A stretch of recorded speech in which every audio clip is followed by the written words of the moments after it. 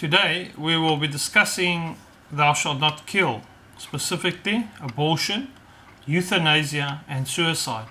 This is your daily dose of ethics. Abortion.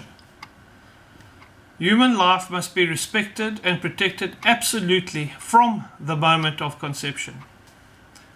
From the first moment of his or her existence, a human being must be recognized as having the rights of a person, among which is the inviolable right of every innocent being to life. God says, "Before I formed you in the womb, I knew you, and before you were born, I consecrated you." Since the first century, the Church has affirmed the moral evil of every procured abortion. This teaching has not changed and remains unchangeable. Direct abortion, that is to say abortion willed either as an end or a means, is gravely contrary to the moral law. Life must be protected with the utmost care from the moment of conception. Abortion and infanticide are abominable crimes. Formal cooperation in an abortion constitutes a grave offence. A person who procures a completed abortion incurs excommunication latae sentate by the very commission of the offence. The inalienable right of every innocent human individual is a constitutive element of a civil society and its legislation. The inalienable rights of the person must be recognized and respected by civil society and the political authority. Since it must be treated from conception as a person, the embryo must be defended in its integrity, cared for and healed as far as possible like any other human being. Prenatal diagnosis is morally illicit if it respects the life and integrity of the embryo and the human fetus and is directed towards its safeguarding or healing as an individual.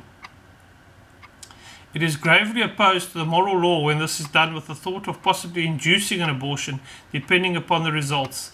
A diagnosis must not be the equivalent of a death sentence. Next, we discuss euthanasia. Those whose lives are diminished or weakened deserve special respect. Sick or handicapped persons should be helped to lead lives as normal as possible.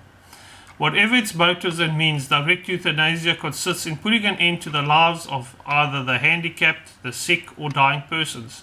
It is morally unacceptable. Even if death is thought imminent, the ordinary care owed to a sick person cannot be legitimately interrupted. The use of painkillers to alleviate the suffering of the dying, even at the risk of shortening their days, can be morally in conformity with human dignity if death is not willed as either an end or a means, but only foreseen and tolerated as inevitable. Palliative care is a special form of disinterested charity. As such, it should be encouraged. Next, we discuss suicide. Everyone is responsible for his life before God who has given it to him. It is God who remains the sovereign master of life. We are obliged to accept life gracefully and to preserve it for his honor and for the salvation of our souls.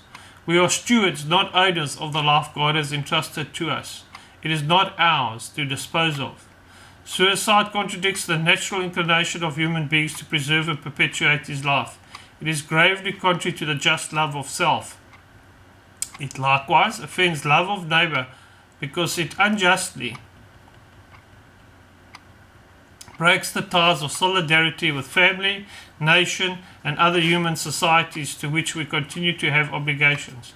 Suicide is contrary to love for the living God. Voluntary cooperation in suicide is contrary to the moral law. Grave psychological disturbances, anguish, or grave fear of hardship, suffering, or torture can diminish the responsibility of the one committing suicide. Important. We should not despair of the eternal salvation of persons who have taken their own lives. By ways known to God alone, God can provide the opportunity for salutary repentance.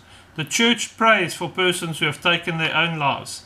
That was your daily dose of ethics.